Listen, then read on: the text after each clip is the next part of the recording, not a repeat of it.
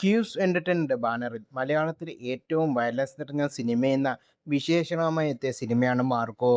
തിയേറ്ററിൽ നിന്നും മികച്ച കളക്ഷനായിരുന്നു ചിത്രം നേടിയത്. ഇപ്പോഴിതാ സിനിമയ്ക്ക് ഇതുവരെ സാറ്റലൈറ്റ് റൈറ്റ് കിട്ടിയില്ലെന്നാണ് പറയുകയാണ് ചിത്രത്തിൻ്റെ നിർമ്മാതാവായ ഷെരീഫ് മുഹമ്മദ്. സെൻസർ ബോർഡുമായി ഒരു യുദ്ധത്തിനില്ലെന്നും അവരുടെ ന്യായത്തിന് ഒപ്പം നിൽക്കുമെന്നും ഷെരീഫ് പറഞ്ഞു. മാർക്കോയ്ക്ക് സാറ്റലൈറ്റ് ഇതുവരെ കിട്ടിയിട്ടില്ല.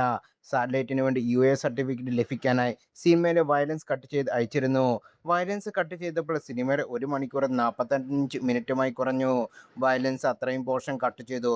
പക്ഷേ എന്നിട്ടും അപ്ലൈ ചെയ്തിട്ട് അവർ തന്നില്ല.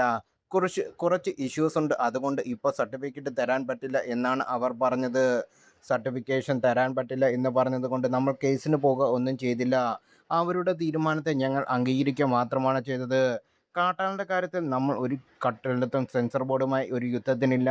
അവർ ചെയ്യുന്ന ന്യായം തന്നെയാണ്. അവരുടെ ഭാഗത്ത് നിന്ന് അവരുടെ നിയമങ്ങൾ അനുസരിച്ചാണ് അവർ ചെയ്യുന്നത്.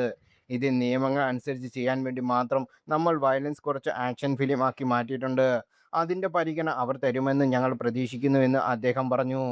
മാർക്കോ എന്ന സൂപ്പർ ഹിറ്റ് ചിത്രത്തിന് ശേഷം ആന്റണി വർഗീസ് പെപ്പെ, തുഷാര വിജയൻ, സുനിൽ, കബീർ സിംഗ് എന്നിവരെ കേന്ദ്ര കഥാപാത്രമാക്കി ഷെരീഫ് മുഹമ്മദ് നിർമ്മിച്ച് പോൾ ജോർജ് സംവിധാനം ചെയ്യുന്ന കാട്ടാളൻ തിയേറ്ററിലെത്താൻ ഒരുങ്ങി നിൽക്കുകയാണ്.